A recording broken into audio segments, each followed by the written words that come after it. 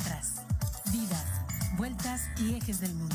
Es una ojeada plural al mundo y también un espacio en el que el auditorio y los conductores pueden reconocer varios ángulos de análisis. Hola, ¿qué tal? Muy buenos días. Aquí como todos los miércoles con su programa Tetras de 9 a 10 de la mañana. Nuestro teléfono en cabina es el 192-1200, extensión 37120. 192-1200, extensión 37120, o nos puede también llamar al 442-192-1293. Igualmente nos puede enviar mensajes por celular al 442-249-8788. 442-249-8788. Nos escuchan ustedes por radio en el 89.5 de frecuencia modulada, aunque también nos escuchan, nos ven en la televisión por el canal digital 24.1. Nos pueden escuchar en internet en radio.uac.mx o nos pueden ver igualmente por internet en tv.uac.mx. Nuestro espacio en Facebook es Tetras Radio UAQ, todo junto, Tetras Radio UAQ. Nuestro correo electrónico es tetrasradio@gmail.com. Le agradecemos a Emanuel Villagrán, que nos está asesorando continuamente en la producción de este espacio y nos está haciendo sugerencias. Les comento que este programa se va a retransmitir el próximo sábado de 5 a 6 de la tarde, es decir, Tetras se hace en vivo justamente los miércoles y se retransmite en sábado. Agradecemos también el apoyo técnico que nos brindan nuestros compañeros Arturo Arteaga, Paola Arzate, Israel Araujo, Carlos Bravo y Alberto Espinosa. Como decía, estamos en Tetras como cada semana, y aquí en esta ocasión estamos el maestro Sergio Becerril y un servidor, Gonzalo Guajardo González, con nuestro invitado del día de hoy, Juan Carlos Flores del Castillo. Buenos días, Sergio. Buenos días, Juan Carlos. Buenos días, ¿qué tal? ¿Cómo estás, Gonzalo Guajardo? Con un poco de frío, pero bien. Qué bueno que disfrutes del clima. Sí. Y digo porque no se puede disfrutar de Querétaro con estos problemas. Bueno, vámonos a Dubái para olvidarnos de Querétaro, ¿te parece? Me parece muy bien. Yo sugeriría que saliéramos mañana, es domingo, ¿o qué? El domingo más bien, para que nos den precio especial. Órale, me parece bien. Sí. Pero, Juan Carlos, bienvenido. Hola. No le hagas mucho caso a Gonzalo, ni tampoco a mí. No. Vamos a tratar un asunto serio. Había visto que hay boletos hoy en la noche. Ah, hay boletos para salir. Bueno, pues sí. Aprovechemos, ¿no? Sí. A Juan Carlos lo invitamos para que nos venga a hablar de un tema que estuvimos trabajando hace 15 días, hace 2 semanas, pero es un tema tan candente que consideramos que necesitamos ahondar un poco más en él. El tema es el de la gentrificación. Más adelante estaremos ahondando en el concepto para saber qué significa. Pero específicamente Juan Carlos trabaja, es un activista en varias partes del estado de Querétaro, y específicamente lo podemos encontrar con más bríos justamente alrededor de San Francisquito, de suerte que él tiene una experiencia directa con el tema de la gentrificación, sus antecedentes y sus consecuencias. Precisamente por eso lo invitamos ahora para que nos hable de viva voz desde su propia experiencia. Entonces, Juan Carlos, consideramos, así lo señalábamos hace 15 días, que hay un un tema que se ha difundido particularmente en algunos países y algunas ciudades de nuestro continente americano, que es el relativo a los barrios mágicos, ¿sí? O a los pueblos mágicos.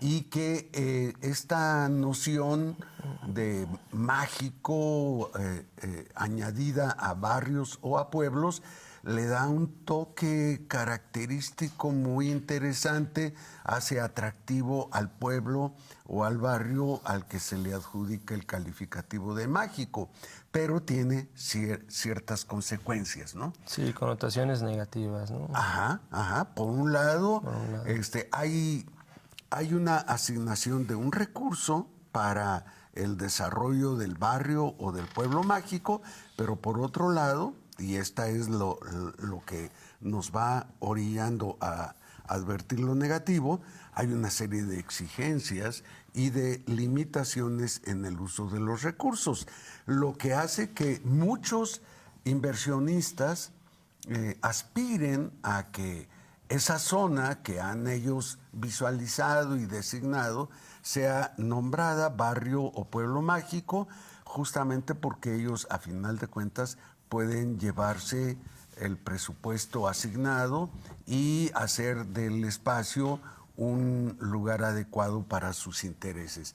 ¿Cuál es tu experiencia, no respecto al presupuesto ni nada, sino al concepto de barrio mágico, y por qué dices tú que ha sido muy cuestionado? Sí, bueno, yo soy parte de la Confederación Indígena del Barrio de San Francisquito. Es una organización de vecinos y de concheros de ahí del barrio, pues que tenemos ciertos principios, ¿no? El fundamental es la defensa del territorio. Entonces, en esa mira, nos hemos abocado a la labor de hacer trabajo para fortalecer los lazos comunitarios, ¿no? Y para fomentar la organización al interior del barrio. Y bueno, como comentas, ahí en San Francisquito, pues el problema de la gentrificación es un problema latente, ¿no? Que nos afecta y que se relaciona también con estos otros aspectos, ¿no? Como el barrio mágico o lugares patrimoniales, ¿no? El rescate del ambiente, de la construcción, de las calles, etcétera, de la estructura arquitectónica. Un poco para allá vamos. Nosotros nos encontramos actualmente en una lucha que busca el reconocimiento de derechos, ¿no? Que es que el barrio sea nombrado comunidad indígena urbana. Sin embargo, así como suena, no tiene nada que ver con lugar patrimonial o con un barrio mágico, ¿no? Un lugar patrimonial o un barrio mágico son nombramientos que otorgan organismos como la UNESCO y que nada tienen que ver con el reconocimiento de derechos. Recientemente acabamos de tener una charla con Lezama, ¿no? Y personal del INAH, donde comentaban, bueno, uno de los principales aspectos de que un lugar sea nombrado patrimonial es atraer inversiones, ¿no? Para orientarlo al turismo.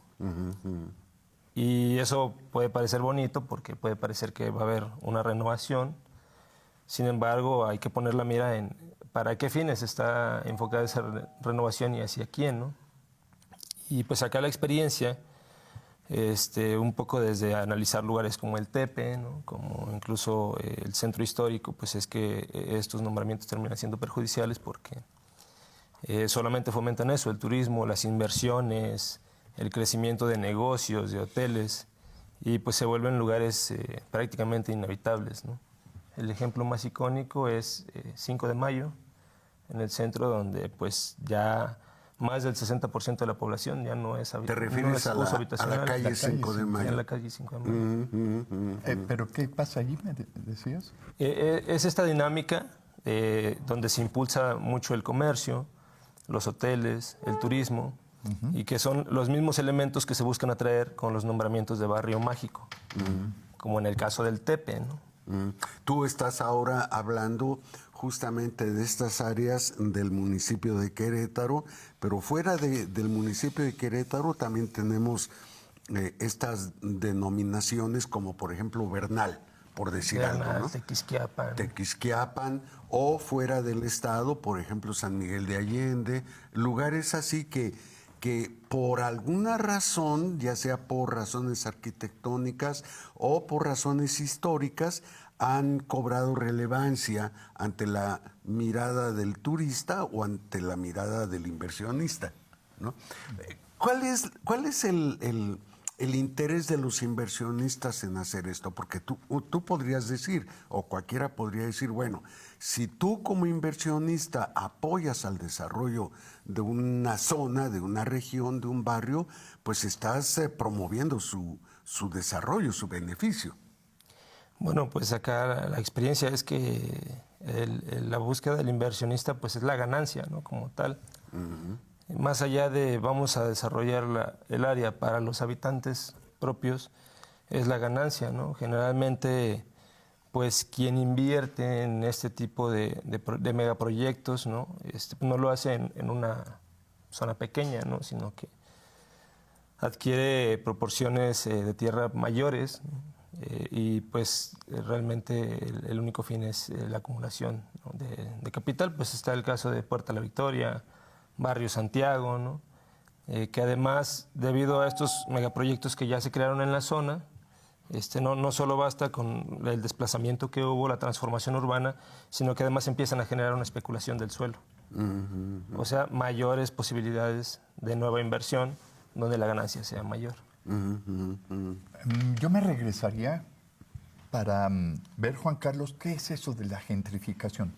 Hace 15 días tratábamos de contextualizar este fenómeno, pero como que tiene muchas aristas, muchos enfoques. Yo te preguntaría, ¿cómo lo entienden ustedes y contra quién defender qué de este fenómeno? Muy bien. Bueno, la gentrificación como tal... Tú lo entiendes porque eres arquitecto o estás en arquitectura, Sí. pero hay muchas personas que este término no lo pueden captar bien o lo pueden entender en su significado más amplio, ¿no? Vamos a decirlo en palabras muy sencillas, ¿no? Es como tal un proceso de transformación urbana, pero que como principal elemento tiene en el trasfondo el desplazamiento de sectores de la población, digamos populares, por sectores más pudientes. Ese es yo creo que el hilo central de la gentrificación, el desplazamiento, más allá de la renovación urbana, lo que podrían llamarle revitalización, regeneración, sí, pero ¿para quién? ¿Por qué estás ligando la denominación o la nominación como mágico a un barrio o a un pueblo con el desplazamiento de parte de la población? ¿Por qué lo ligas? Bueno, comentábamos que uno de los principales objetivos de estos nombramientos es la atracción de inversiones. Entonces, pues esto requiere también el tener a disposición grandes cantidades de suelo, ¿no? Como tal, metros cuadrados donde se puedan desarrollar hoteles, tiendas boutiques, departamentos, centros comerciales. Y eso implica cambiar el uso habitacional del lugar. Por lo que si un lugar era habitacional, ahora para desarrollarlo de esta manera, pues se requiere necesariamente el desplazamiento, ¿no? Para poder tener esa inversión capitalista. Y también la modificación de la arquitectura, de las fachadas, de la apariencia de la localidad. Sí, eso es fundamental. Pues aquí lamentablemente la arquitectura, los arquitectos participan mucho de eso, ¿no? Mencionaba esto de revitalización o regeneración, porque son conceptos que se retoman mucho desde la profesión de arquitectura. Y se proponen como algo bueno, ¿no? Porque dicen, vamos a mejorar el espacio urbano. Y entonces yo preguntaba, sí, ok, es bueno, pero ¿para quién? Y aquí me gustaría dar un dato, ¿no? Muy, muy interesante. Que de acuerdo al índice de Gini, ¿no? que es un ¿Al índice qué? De Gini. Ajá. Es un índice que mide, digamos, la pobreza en las comunidades, ¿no? Los niveles de solvencia, pero no solamente económica, sino también de tiempo, de trabajo. Los países de América Latina son los más pobres. Del continente. Del continente, ¿no? Entonces, en el proceso de desplazamiento, ¿no?, que conlleva la gentrificación o estos nombramientos. Estos sectores son a los que se afecta principalmente, ¿no? Entonces, no basta con que los desplazaron, sino que además en esas condiciones precarizadas ahora tienen que empezar pues una nueva vida en otros lugares donde no tienen las mismas condiciones que ya tenían, las redes de apoyo, ¿no? Entonces pues se vuelve además como un golpe doble, ¿no?, a esta población. O podríamos decir múltiple, no solo doble, sino múltiple, ¿no? Exactamente. Porque además de que cambian de ambiente, cambian justamente de vecinos. Si tú tienes hijos que están en la escuela, pues los tenías inscritos en tal o cual escuela, pero te han desplazado y entonces ahora o cambias de escuela, lo cual no siempre es fácil, o tienes que estar viajando para llevar a tus hijos a esa escuela que ahora ya te quedó muy lejos, ¿no es cierto? Verlo como parte de un proceso de desarrollo histórico y que queremos detener, o se puede detener para conservar ciertas características de un pueblo, de un barrio. Dime. Porque ¿contra quién defender la gentrificación? Sí. Yo creo que sí es parte de un proceso histórico, ¿no? Como tal, la gentrificación como concepto se acuña en Europa en el 64. Para describir, ¿no?, como esta reconquista de los centros históricos por las clases más pudientes. ¿Sí? Y bueno, el concepto se ha también retomado acá en América Latina. Y bueno, es algo, digamos, que no es único de Querétaro, no es único de México. Como lo mencionaba, se origina en Europa, pero en Europa igual en diversas ciudades ha ocurrido, en México está ocurriendo en diversas ciudades. ¿París estuvo así en algún tiempo o no? Y yo creo que también actualmente hay barrios que siguen enfrentando este problema. Ahora hablas de Europa, que allá hay barrios que de allá siguen... y de acá, ¿no? Y a lo que voy es que responde a un momento histórico, vaya, neoliberal, ¿no? Donde hay un intento cada vez mayor por, digamos, retomar la ganancia capitalista a través del despojo, ¿no? Entonces sí es parte de un proceso histórico que no ocurre nada más en estas latitudes y que de alguna manera sí hay que ver cómo detenerlo, ¿no? O sea, la experiencia nos ha mostrado que los procesos de gentrificación no son buenos para la población local, ¿no? Mencionaba, hay quien dice sí es bueno porque hay renovación. Ok, sí, pero ¿para quién, no? Mencionábamos en un inicio que la gentrificación en el centro tiene el desplazamiento. Entonces, si tú quitas a un grupo de la población de un lugar e insertas a otro, podrías decir que sí es bueno, pero no para quienes lo habitaban, ¿no? En ese sentido, pues es perjudicial, como ya lo decía, para los sectores más vulnerables de la población. Pero, por ejemplo, tú hablaste hace rato de Plaza La Victoria como algo así emblemático justamente de la gentrificación. Y yo me pregunto dónde quedaron los zapateros que estaban en esa zona, dónde quedaron los talabarteros que estaban en esa zona, dónde quedaron los sastres que vivían en esa zona, los carpinteros, los plomeros, ¿dónde quedaron? Sí. Y ahora, ¿cuál es su vínculo laboral y relacional con el resto de la población? Pues en estos lugares pues no hay lugar para este tipo de ocupaciones, ¿no? O sea, mencionábamos que sí se impulsa el comercio, pero de otro tipo, ¿no? Un comercio que deje ganancias para los inversionistas, no el comercio local. Digamos, más vinculado a un modo de vida de subsistencia, ¿no? Entonces ese es el riesgo principal, el desplazamiento. ¿Qué participación tienen los gobiernos municipales, los gobiernos estatales? Porque entiendo cómo participa el capital, que claro se quiere sí. aprovechar de sus recursos, pero ¿cómo participan los gobernantes en sus distintos niveles? Pues principalmente a través de políticas encaminadas a digamos, impulsar estas zonas al turismo, ¿no? Una de ellas. Es decir, se ponen del lado del capital y de los inversionistas. Digamos que trabajan a la par, ¿no?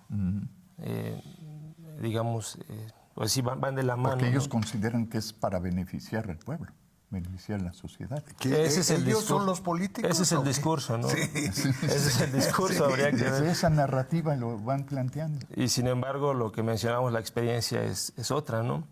Aquí justamente, Querétaro actualmente tiene fuertes políticas para impulsar todo el centro histórico y la zona de monumentos históricos al turismo internacional, ¿no? No solamente nacional. Está, desde los 90 la declaratoria del centro histórico como patrimonio histórico, ¿no? Ha habido intentos de patrimonializar incluso la danza de concheros, ¿no? Actualmente pues también nos enfrentamos ante esa problemática.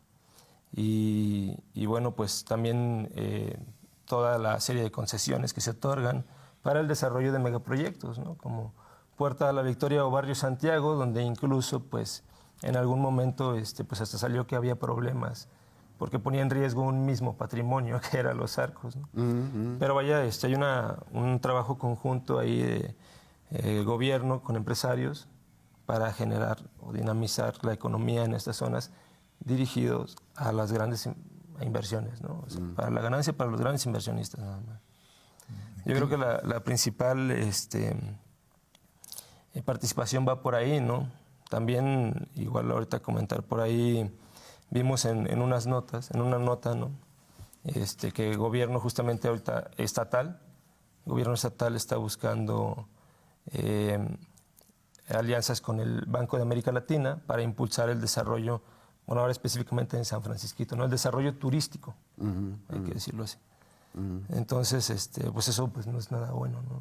Entonces hay que ir a ver cómo viven, ¿no? Hay que ir de turistas para aprender algo de ellos, ¿no? ¿No? Si encuentras a los habitantes de los que hay que aprender, es decir, los habitantes originarios del lugar, pero si ellos es que fueron son especímenes desplazados... raros, a eso me refiero, ¿no? Sí, ¿no? sí, eso pasa en otros lugares incluso, ¿no? Que ya van a tu casa para ver cómo hace las tortillas y es un show, ¿no? Es algo que se mercantiliza, tu propia vida. Hay que comercializar todo, ¿no? Ahora por internet, todo en línea. Deja dinero y no te mueves de tu lugar. Sí, no es... Es tremendo eso, ¿no? Algo más personal, Juan Carlos. Tú como arquitecto en este campo, el urbanismo es una especialidad de la arquitectura. ¿El urbanismo apoya este fenómeno de gentrificación o el urbanismo plantea ciertas estrategias de mejor vivir en la ciudad o en los barrios? Pues desde la experiencia como estudiante y como integrante de una organización por la defensa del territorio, debo decir que en la mayoría, desde la institución, desde la academia, no hay mucha crítica hacia estos procesos y más bien se termina apoyando, ¿no? Debo decir, muchos de mis profesores me educaron para seguir esos lineamientos, ¿no? Afortunadamente tenía otras influencias, ¿no? Te resistes instintivamente. Exactamente. Pero sí, la participación del gremio es muy fuerte, ¿no? En estos procesos. Sí, por eso te decía yo. En verdad, este fenómeno de gentrificación, ¿contra quién hay que resistirse? ¿Por qué hay que resistirse?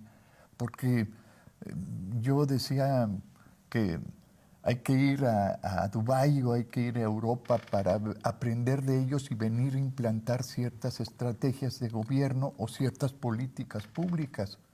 Hay que aprender a hacer un cártel inmobiliario, por ejemplo. Hay que aprender para poderse apoderar de territorios que son un futuro de desarrollo económico. Como si nosotros tuviéramos esas capacidades.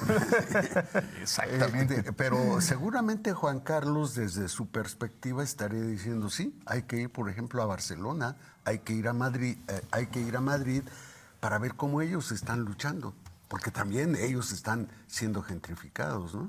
Sí. Y entonces Pero están tú porque desarrollando tienes la visión estrategias. europea, Aquí Gonzalo. en México pasa. No, yo lo sé, pero tú estás hablando de la posibilidad de ir a Europa o a Dubái justamente Pero- para aprender pero dime esa la lógica. inserción. Sí, claro. Y yo digo, bueno, es que también se puede ir, pero para lo inverso, es decir, para ver estrategias de lucha que están siguiendo ellos.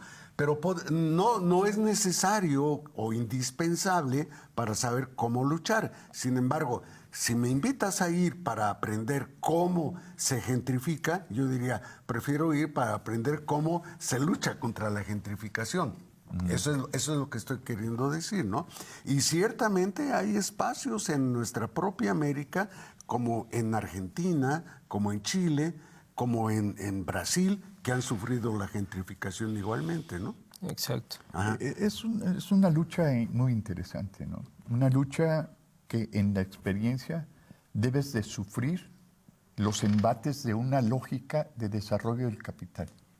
Y que podríamos así concluir drásticamente una conversación sobre gentrificación, de que es imposible detenerla como fenómeno en este sistema. Pero me parece que la gente debe de respetar y ser digna para poder contrarrestar esta tendencia mundializadora. No sé qué tanto los chinos, qué tanto los rusos, qué tanto países como Checoslovaquia misma, Yugoslavia, con sus nuevos nombres, Sí. pero están en esa defensa, ¿no? Pero aún pienso yo que en los Estados Unidos también se vive el conflicto. Sí. En barrios Sí. de los Estados Unidos, Chicago, no sé. Yo te iba a decir Cuba, pero fíjate Cuba cómo están destrozando el centro histórico de Cuba. ajá. La Habana Vieja está destrozada, no hay inversión. Sí, o sea, sí hay, digamos, un impulso muy fuerte a estos procesos. Como les mencionaba, es parte del momento, ¿no? de esta fase neoliberal cada vez más voraz del capitalismo. Y bueno, más allá de lo posible o lo imposible, pues como decías, son evidentes las vivencias, la experiencia. Y el hecho es que en muchos lugares la gente se está resistiendo a estos procesos, ¿no? Sí. Sin pensar si se puede o no. Las consecuencias son tangibles y pues no son nada favorables para quienes habitan tradicionalmente estos lugares. ¿Qué podría decir alguien, Gonzalo, como Engels, en el origen de la familia, la propiedad privada y el Estado? ¿Quién podría decir? Una posición eminentemente marxista para poder hacer una defensa de la propiedad privada, pero ahora no pensando en un espacio público, sino que realmente conserve las formas de vida de estos territorios que socialmente están siendo invadidos. Bueno, desde las tesis sobre Feuerbach, ya Marx hablaba de que justamente estas luchas son en favor del capital. Entonces se coloca al capital enfrente de las necesidades del ser humano. Pero continuamos regresando de esta Me parece, pausa me parece. para seguir sobre este tema que me parece muy importante. ¿Sí? Ánimo, Juan Carlos. Muchas gracias.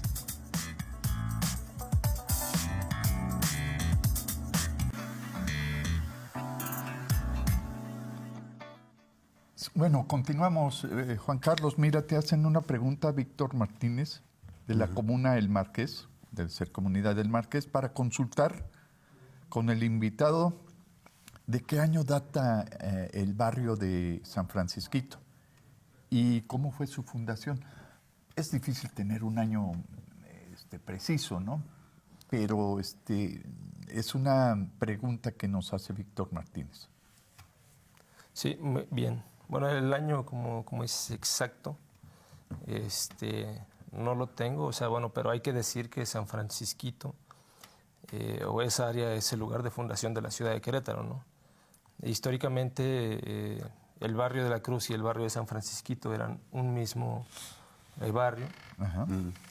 que posteriormente se dividió, no tengo la fecha exacta. Lo divide Avenida Zaragoza. Esa avenida se construyó después de que se dividiera el barrio incluso.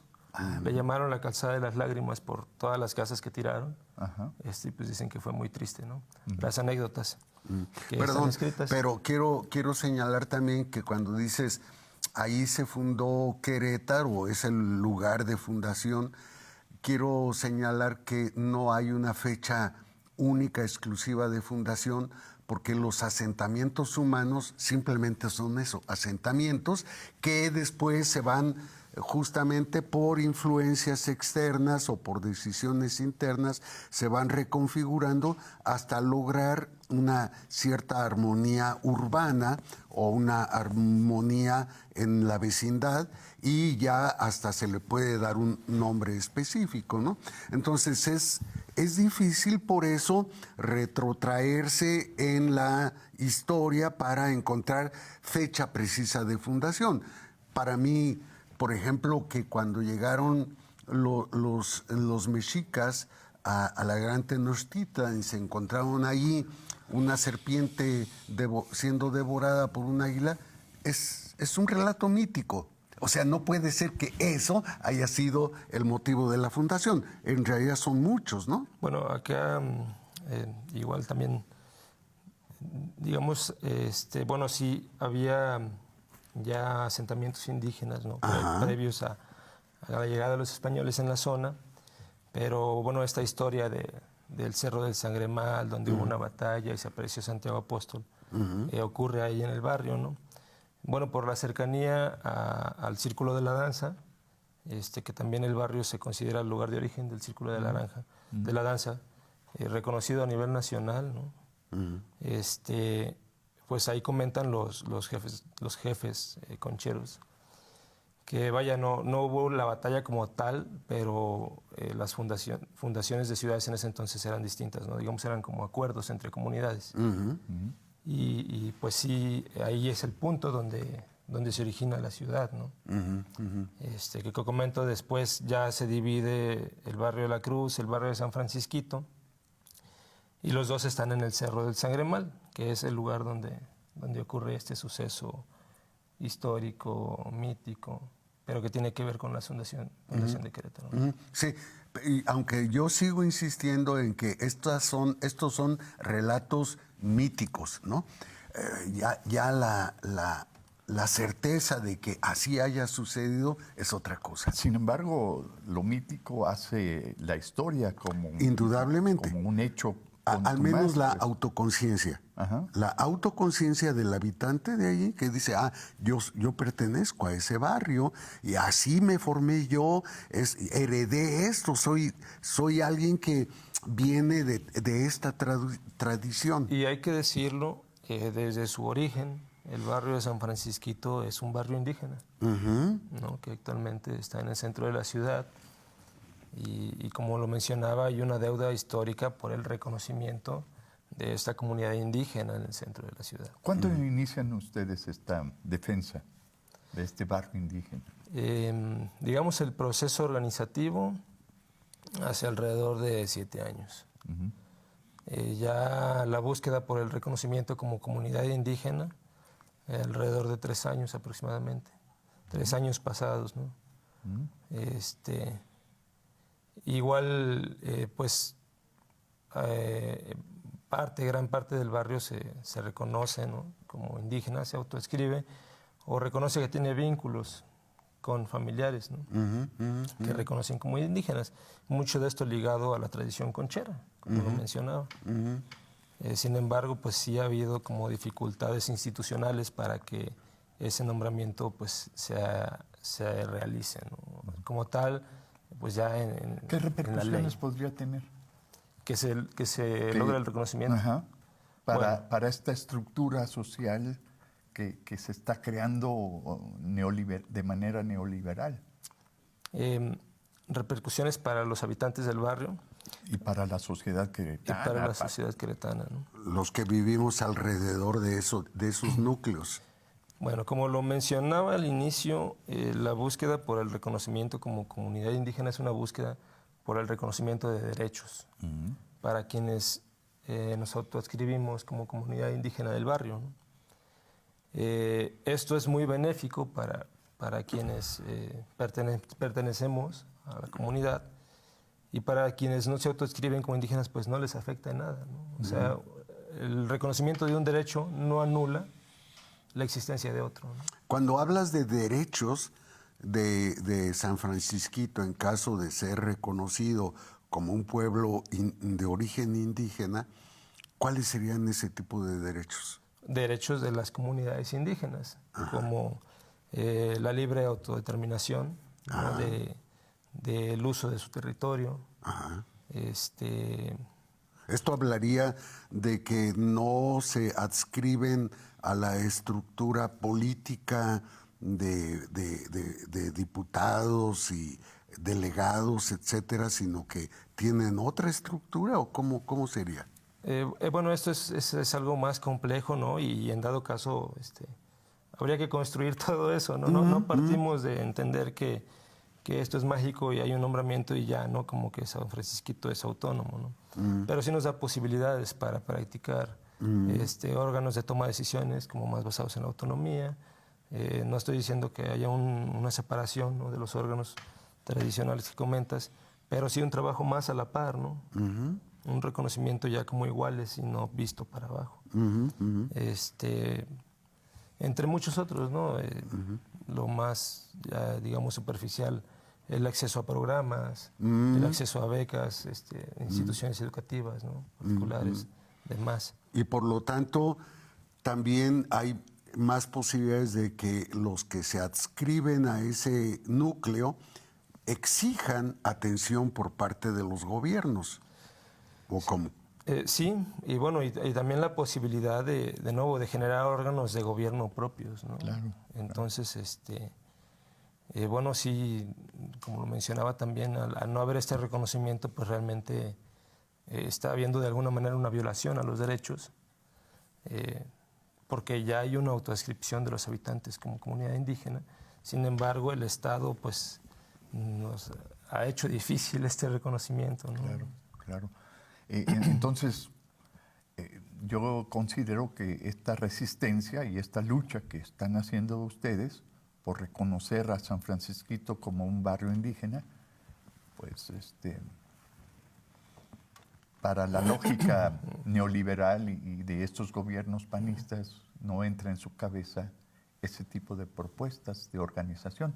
Es decir, que un barrio encuentre sus propias formas de organización y de participación social, económica, en la ciudad, gobernada por una determinada lógica, por una determinada política. Por supuesto, ¿no? O sea, como lo mencionaba, esto no es mágico, ¿no? No obteniendo el reconocimiento no sucede que ya es alguien distinto, una comunidad distinta, pero es algo que se puede construir. Oye, pero ¿qué sucede? Esta es una duda que tengo desde hace muchos años. ¿Qué sucede en el camino diverso y aún separatista que se da en muchas ocasiones, como por ejemplo en estos momentos, para lograr entender el problema, contrastar San Francisquito con esta tradición de origen indígena, etcétera, con, por ejemplo, San Miguel de Allende, que está siendo ocupado por un turismo que se ha asentado predominantemente de los Estados Unidos. Gente que ya se jubiló en los Estados Unidos y se viene a vivir acá porque o le resulta más grato o le resulta más redituable porque trae dinero extranjero para gastar, ¿no? Y entonces podríamos decir, San Miguel de Allende, perdón por la expresión, se ha agringado, mientras que San Francisquito se está indigenizando, o ¿cómo entender estos contrastes? Bueno, o sea, San Francisquito siempre ha sido indígena, ¿no? No, es que eso no lo niego, sino que la conciencia se está expresando de una manera diferente. Sí, se está retomando, sí, como tal el autorreconocimiento como comunidad indígena. Sí. Va como una forma de reconocer una identidad propia, ¿no? Uh-huh. También, pues, o sea, ha habido un proceso de colonización que no acabó en la colonia, ¿no? Y pues, mucha gente hemos querido dejar de ser indígenas en algún momento quizá, ¿no? Porque es malo, porque te discriminan y demás. Entonces, bueno, aquí sí se está retomando como tal el autorreconocimiento como una forma también de lucha, ¿no? De organización, de reafirmar el territorio, las relaciones, ¿no? Las tradiciones también que ya hay ahí. Y bueno, sí, en San Miguel de Allende, pues también hay comunidad indígena, pero estás en lo cierto en que sí se ha agringado, como lo mencionas, y es un poco los riesgos de estos procesos de transformación, como son la gentrificación, ¿no? Y hay procesos de translocación, no sé cómo se diga. Por ejemplo, hay comunidades de Oaxaca que han emigrado masivamente y se han ubicado en algunos territorios de los Estados Unidos. Entonces, cuando tú vas a esa localidad de Oaxaca, donde pretenderías encontrar a los habitantes originarios, ya no están. Ahora resulta que están en los Estados Unidos y vas para allá y te encuentras con un escenario totalmente diferente a lo que podrías esperar si dices estoy en los Estados Unidos, ¿no? Y no por eso dejan de ser indígenas. No, pero le estoy diciendo que es una translocación, sí, claro, o algo así. Claro que sí. Ajá. Lo comento porque justamente es un poco de repente el pretexto que ha habido también, incluso de parte de las instituciones, ¿no? Pero ¿cómo van a ser indígenas y están en la ciudad? Sí. Ya no visten con guarache, ya no hablan la lengua. Pero no hay tienen otros elementos. La color. Exactamente, sí. Hasta de eso se agarra, ¿no? Sí. Somos maíz pinto en México. Sí. Pero, o sea, no deja de haber elementos, ¿no? Como en el caso de este ejemplo que das, ¿no? Que de una comunidad que emigra, no deja de haber elementos que los hacen indígenas, ¿no? En este caso, pues, son muy evidentes, ¿no? La tradición de la danza, las formas de relacionarse, ¿no? Las tradiciones sincréticas, ¿no? Miremos, el reconocimiento del territorio como tal, el Cerro del Sangremal, ¿no? Entonces... Veo complicado el asunto, Juan Carlos, muy complicado. Tú lo expresas muy bien, es un fenómeno de transformación. Y un fenómeno de transformación coloca en muchas ocasiones una vertiente cultural eurocentrista. La visión del norte predomina sobre otro tipo de visiones. Y en esa visión del norte, la gentrificación tiene ideológicamente, tiene culturalmente la lógica neoliberal o la lógica que apoya la gentrificación como un fenómeno, voy a decirlo, así como si fuera natural, pero es un proceso cultural que atenta contra los propios intereses de la cultura, hacia el exterminio.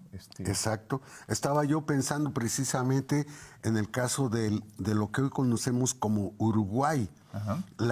El grupo originario, los mapuches, fueron exterminados, acabados completamente. Y hoy tú vas a hacer una visita a Uruguay y dices, ¿y dónde están los habitantes originarios? No los encuentro. Y aquí me gustaría abonar, ¿no? Para que igual quien nos escucha no se confunda, no significa que nos van a borrar de la faz de la tierra, ¿no? Exacto. Pero sí hay una especie de exterminio en cuanto a que se coopta o se integra a lógicas que nada tienen que ver con la propia cultura, ¿no? A lógicas mercantiles. Es decir, y lo pongo el ejemplo que era en San Francisquito. Desde las instituciones institucionales no se pretende borrar la danza de concheros. Se pretende integrarla como un elemento más que fortalezca el turismo. Exacto. Pero entonces se le está despojando de los propios elementos de la tradición que nada tienen que ver con el turismo, que son más bien simbólicos y espirituales. Sí. ¿No? Entonces se folcloriza una expresión de la población y se usa como material de cambio justamente en el mercado internacional. Exacto. ¿No? Y eso, bueno, obviamente va despojando también a los propios habitantes de su identidad. Sí, claro, y se convierten en servidores de los turistas, de los visitantes externos, ¿no? Sí, es el riesgo, ¿no? Justamente. Habrá quien diga bueno, la identidad nunca la va a perder, pero no hay que perder de vista la mirada histórica, como lo mencionas, ¿no? Quizá quien está ahorita no, pero el que viene y el que viene. A mí me gustaría, porque estamos en estos momentos en un espacio que es radio y televisión de la Universidad Autónoma de Querétaro, que volvieras a replantear aquello que mencionaste al inicio de esta conversación, de que cuando tú estabas estudiando arquitectura, nunca se habló de este tema y tú tenías, tus maestros eran arquitectos. O sea, lo que me pregunto es, ¿qué hace la academia? ¿Qué hace la universidad? ¿Qué hacen los investigadores justamente ante esta problemática de gentrificación y para recuperar precisamente las manifestaciones y expresiones culturales, no necesariamente originarias, pero sí diversas, que manifiestan lo que los diversos grupos buscan? ¿Qué está haciendo la universidad, sabes? Me voy a ir de un lado al otro, ¿no? Por un lado, mencionabas hace un momento, ¿no? que hay modelos de desarrollo que son copiados, ¿no? desde Europa, como modelo, valga la redundancia, ¿no? Como ejemplos a seguir, como cajas de herramientas. Entonces se toman y es como, aquí está tu caja y ahora es lo que te toca en tu territorio, ¿no? Y mencionaba lo de que eso es muy impulsado desde las universidades también. Vaya, porque es la estrategia, ¿no? Las universidades como tal son consideradas lugares legítimos de conocimiento para la población en general, ¿no? Y legitimadores. Y legitimadores. Entonces, es una estrategia impulsar estas ideologías, estas prácticas incluso, desde la propia formación de los profesionales, ¿no? Para que es lo que hagan. Es la experiencia de lo que te comento que viví con varios de mis profesores, ¿no? Que nos metían como todo este programa de urbanización, ¿no? Como parte de un programa de formación académica, pero que ya viéndolo desde la experiencia organizativa, dices, bueno, todo eso que me dijeron que debía ser, que era bueno, es lo que estoy viendo que está afectando aquí en el barrio. Y nunca me dijeron que podía ser un problema o cómo hacer frente, ¿no? Ahora el que está haciendo es justamente, yo creo que la pregunta que nos compete hacerle a nuestros profesores, a nuestros compañeros académicos, ¿no? Cómo nos posicionamos, qué hacemos, o cómo nos vinculamos también con las propias organizaciones que ya hay para dar difusión a esto, ¿no? Sí. O fortalecer el proceso propio de organización. Ya me voy a Dubái. Voy a traer paradas de trolebuses o de autobuses, paradas tipo Dubái. Recordemos que aquí tenemos paradas tipo Dubái. Y vámonos a Dubái. No más falta que funcionen. Pero ahí están las paradas. Hay que traer un turbante o algo para usar, ¿no? En lugar del plumaje de los concheros. Algo que nos destaque, que nos coloque en el primer mundo, ¿no? Bueno, necesitaríamos otras cosas más aparte de eso. Sí, pero bueno, está bien. Sí, por algo se empieza. Yo quería meter un poco el ruido sobre pensar en esta visión del norte contra otras visiones, o esta cuestión ideológica de la política de derecha frente a la política de izquierda, o esta visión de los conservadores y los progresistas. Verlo de esa manera, el fenómeno de la gentrificación, ¿vale? Yo creo que está vinculado, ¿no? O sea, podría decir quién, una persona de la clase trabajadora podría decir, yo soy capitalista porque apoyo el capital. Pero pues no tienes el capital. Entonces, claro. Sí está vinculado. Ni puedes disponer de él. Exactamente. Sí. Entonces sí está vinculado, yo creo que también una cuestión de clase también, el cómo ves las cosas, ¿no? Sí. Bueno, quiero decirte, Juan Carlos, que nos han escrito varios apoyando o aplaudiendo esta conversación.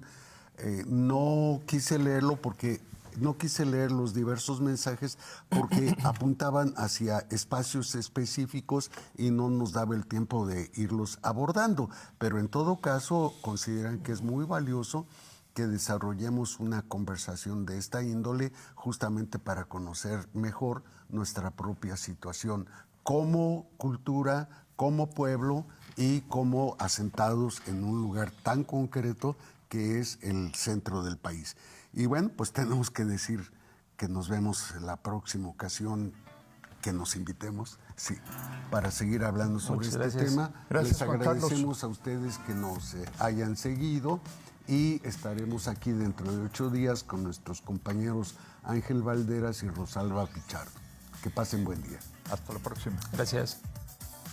Esto fue Tetras, Vidas, Vueltas y Ejes del Mundo. Programa que se asoma a la vida humana en sus diferentes expresiones, queretana, nacional o mundial. Una producción de TV UAC y XHUAQ Radio Universidad. Gracias por acompañarnos.